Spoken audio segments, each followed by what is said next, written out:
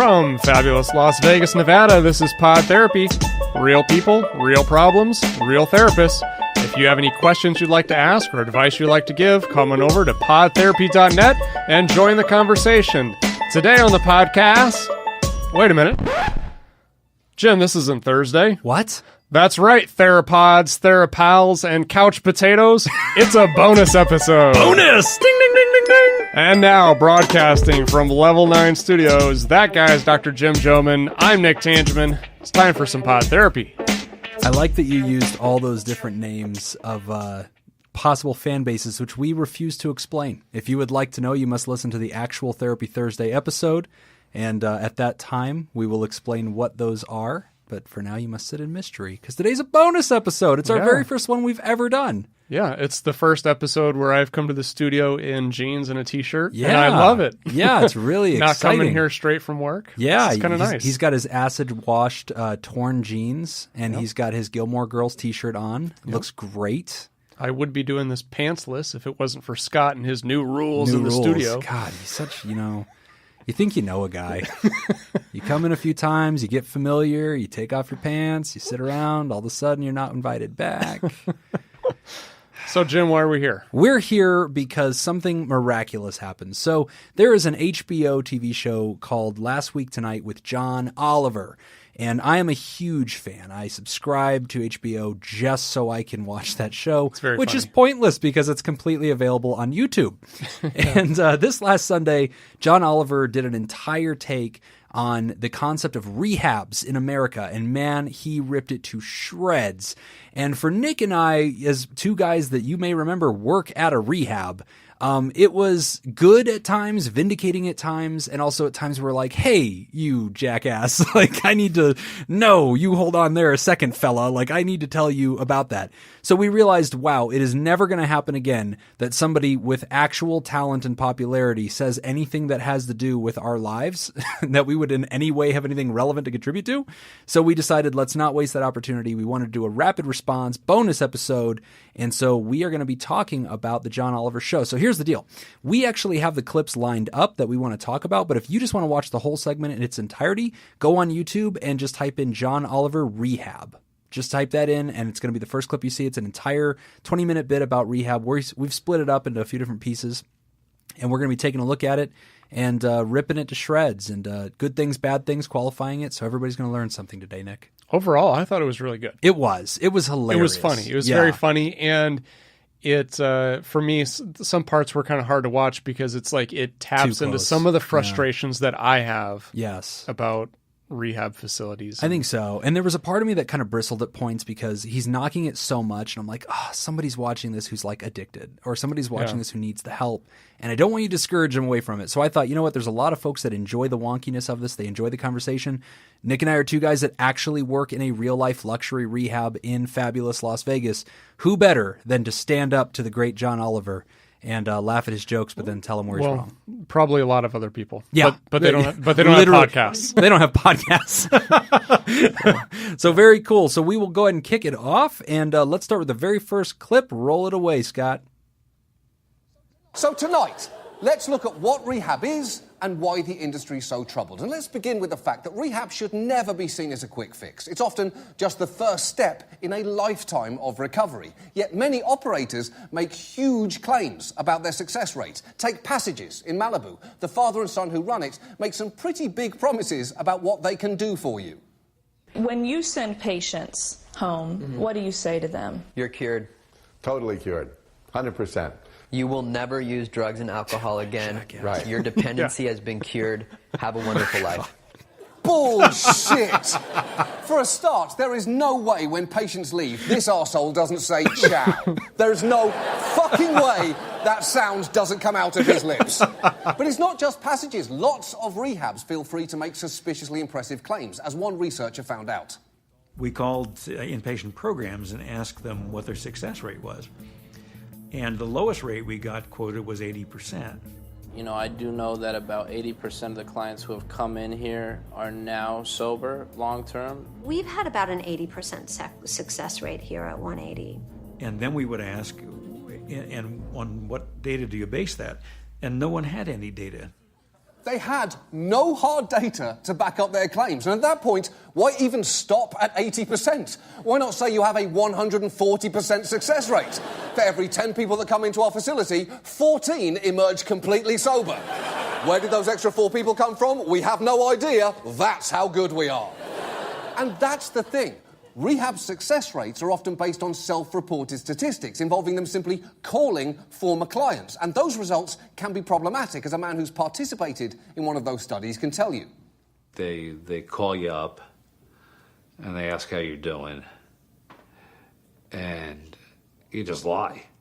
I mean, I just say, yeah, I'm fine, but yeah, I was drinking. It's crazy. But I was embarrassed to say, I didn't stay sober. So I'm glad that was a good clip to start on, because that was one thing that kind of bothered me too. When we start talking about success rates, it becomes very difficult. I've been the executive director of a treatment program, clinical director. I've had pretty much every job there is to have in addictions treatment, and that is definitely one of the number one questions. Well, what's your success rate? Yeah. And it's so hard to answer because, well, how do you define success? Right. Because for me, I'll kind of explain my philosophy. So the last treatment center that I worked at was with adolescents. And for a lot of those adolescents, we were their first experience in treatment. So when people ask, well, what is your success rate? I'd have to say, well, first, let me tell you what I define as success. Right. You have to start with that. What I define as success when working with an adolescent is that we establish a good relationship and we have rapport with the teen. And that's huge. Yeah. Because we have to understand that we're working with a chronically relapsing condition. Yeah. So I want their first experience in treatment to be good. Right. So that later on down the road, when they run into problems and they feel like they need to go back, if they had a good first experience, they are more likely to get back into treatment faster. The amount of time between a relapse to when somebody seeks treatment, the longer that time period is, the more lethal it is. Right, exactly. So it's all about establishing rapport. Now, obviously, I don't want our clients to relapse. I hope I never see them again. But that's the nature of the disease. And that's one of the things where John, he's picking on this, and he's right. It is silly that people feel the need to throw out 80%. That's overwhelming. Well, yeah, that is ridiculous. And if you call us, and I'm not going to give out the name of our rehab, but if you call our rehab, and we get this question all the time, and people will call us and say, well, what's your success rate? We feel the need to educate the people about the disease of addiction. So we'll usually start the conversation at, well, let's talk about how this is an insidious disease that has relapse as a precondition. So cancer is that way too. If you said, what's your success rate of cancer? The oncologist is going to go, as good as it can be, but it's cancer, right? If it goes into remission, then yay. If it comes back, it's not like you get a money back guarantee that you're never going to have another health crisis. And another thing that's frustrating about this is it's therapy. I wouldn't want anybody asking me this about anything. If you said, well, what's your success rate on anxiety? As successful as the patient is willing to work, I can only do so much, and it's a complicated illness that has lots of rabbit trails. And also, if you're going to use that example of anxiety, what is success? Success may not be 0 on a 0 to 10 scale. It might be improvement. Exactly. It may be lowering your anxiety to a functional level. Yes. Not at 0. You're not going to be anxiety free. And for the majority of our clients that go through this, they're not going to spend the rest of their lives. This guy, from Passages, yes. The Cure. Oh, God. Well, that's just he's an right. idiot. It's bullshit. Yeah, he's an idiot. There's no cure for this. It's not like you go in there and you come out and you're like, oh, well, done. Right. I'm Everything's out. done Everything's here. good. No, Yeah. it's going to be a constant battle. Right. And there's going to be times where they will lose that battle, Yes. but that doesn't mean that they have to slide all the way back to the beginning. So the first thing is a scale. But the second thing is this. If somebody says to me, well, how successful are you? Well, let's see. The opiate epidemic is now the number one thing that kills human beings who are under 45 years old, and addiction generally is the number one killer of Americans under 50. If I keep your loved one alive for the 30 days that he's in rehab, and he could have died alternatively, that's a success. Even if a year later he relapses, you don't know what would have happened during those 30 days. And you don't know what would have happened had he not come to treatment at all. So that's where it's really frustrating, is because, like, if you want a percentage, it's hard for me to quantify that very human and complex illness that only recently even got covered by insurance. We don't have 30 years of data to produce for you anything. It's too new of an industry, and it's too dangerous anyway, so it's hard to even say. Right. Now, there was some research that was done in Massachusetts, and if I either A, had more time to prepare for this, or B, was a good podcaster, I would have actually cited the study and have a reference for you. Also, this is not the first time our audience is like, hey, here's Nick talking about a study that he can't name. Yeah. He doesn't know the authors of, and he's vaguely familiar with the results. So you're just going to have to take it on faith that I know what I'm talking about. Yeah. So there was a study that was done back in Massachusetts, and what they did was they looked at compliance for patients' compliance with doctors' orders. And they broke this down into 4 different categories, and they were patients that had a heart attack. Let's see, the second one was diabetes. Third one was addiction, and I can't remember the fourth one. But this was a longitudinal study. So they followed these people over a long period of time. And what they found was that the compliance rate for all 4 of them was about 40 to 60%. They varied. Each condition varied. But as far as somebody gets a heart attack, do they follow the doctor's orders? They will 40 to 60% of the time. Okay. Regardless of, so it's compliance. So when you compare compliance in addiction to every other condition, it follows right in line with everything else. If you follow along with what we told you to do, you will be more successful. But it's so hard to grade success, because the last thing he said in the clip was he demonstrated how we as providers will generally try to qualify our own success, which is we have no other choice than to call the person like 30, 60, 96 months later and ask them, hey, John Doe, it's me. Are you doing okay, man? How's it going? And in the clip, it's like, ha, ha, ha, I just lied to them. And it's like, okay, so you just found a guy who relapsed, was incompliant, and then lied about it, and you're blaming us for not having the data. He lied to us. And it's like, how are we supposed to get better data than that to prove to you that there's efficacy? Lives that don't end in death by addiction is our best proof. And I think that has to speak for itself.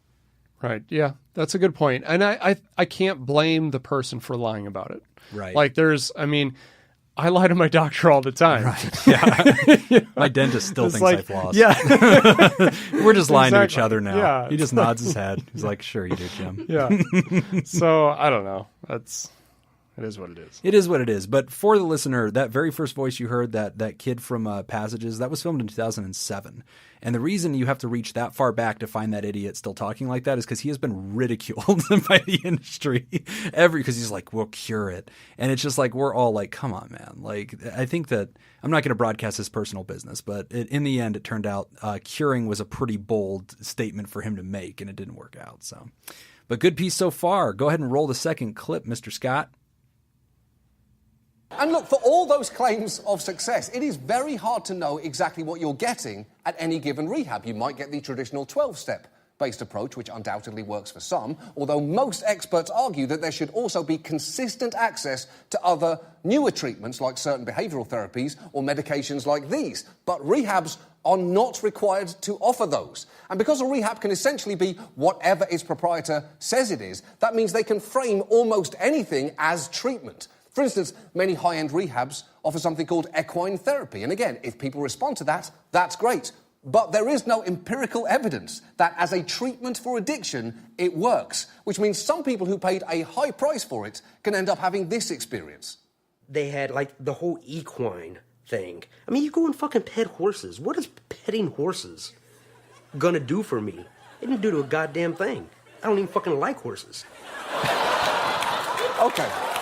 So, first of all, I absolutely love that guy. Second of all, he's completely right. Horses can go straight to hell. Why do we even need them anymore? Oh, sure, you could ride one somewhere, or you could just drive a car, which is like a horse, except it can play music and it doesn't constantly shit everywhere. You're an idiot, Patches, an idiot. Now, one of the places that offers equine therapy is Cliffside, the place from the ad that you saw earlier. Valid now, a point. month of treatment there costs tens of thousands of dollars. And its founder, Richard Tate, gets a little defensive when